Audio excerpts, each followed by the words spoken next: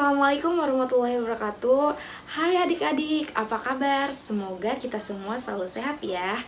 Baik, sepertinya adik-adik sudah siap ya untuk belajar hari ini. Tapi sebelum kita belajar, alangkah baiknya kita berdoa dulu yuk.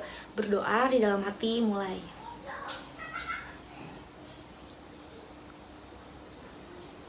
Selesai. Sebelumnya ada yang tahu nggak nih, kita hari ini belajar tentang apa ya? Kita lihat KD-nya dulu yuk. Ini dia. Ya, kita akan belajar tentang organ gerak hewan dan manusia.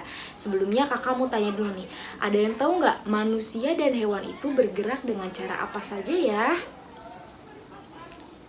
Betul, bisa berlari, bisa berjalan, melompat, dan masih banyak lagi.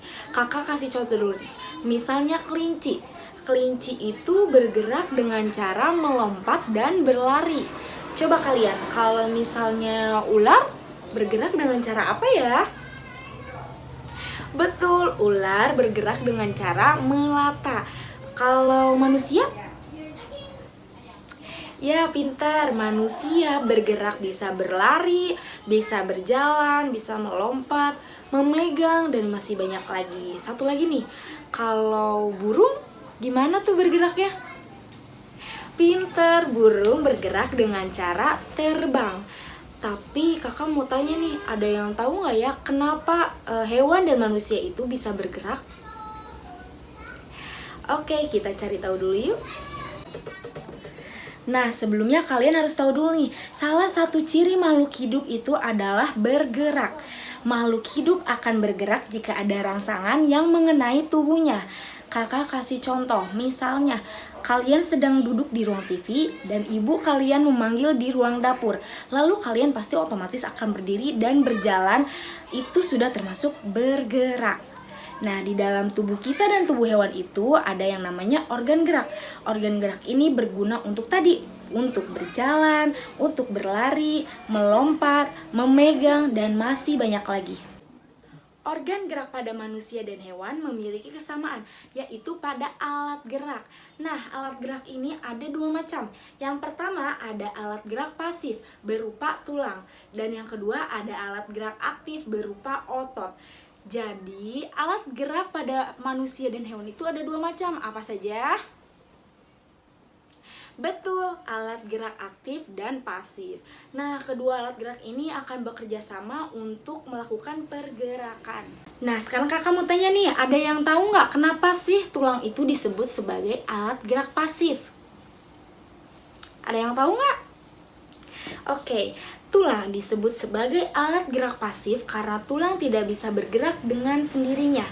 Tanpa ada bantuannya dari alat gerak aktif atau otot, tulang akan tidak bergerak atau akan diam. Nah, walaupun tulang disebut sebagai alat gerak pasif, tapi tulang sangat berperan besar pada sistem organ manusia dan hewan. Adik-adik, kita sudah berada di akhir pembelajaran nih. Coba kakak mau nanya dulu. Salah satu ciri makhluk hidup itu apa ya? Betul, salah satu ciri makhluk hidup itu adalah bergerak. Coba satu lagi.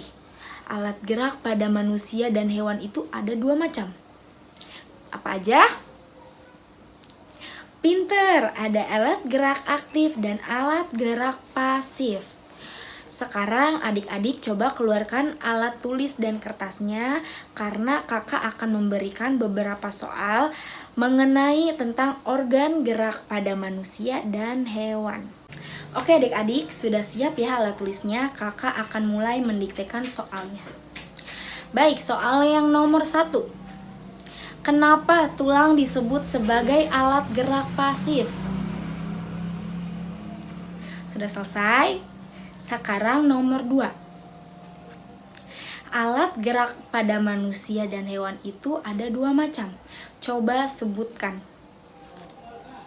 Nah, soal tadi bisa kalian kerjakan di rumah masing-masing ya. Oke adik-adik, karena pembelajaran hari ini sudah selesai, kita baca hamdalah bareng-bareng yuk. Alhamdulillahirobbilalamin. Kakak Kakak tutup ya pembelajaran hari ini. Semoga pembelajaran hari ini bisa bermanfaat untuk adik-adik. Terima kasih. Wassalamualaikum warahmatullahi wabarakatuh.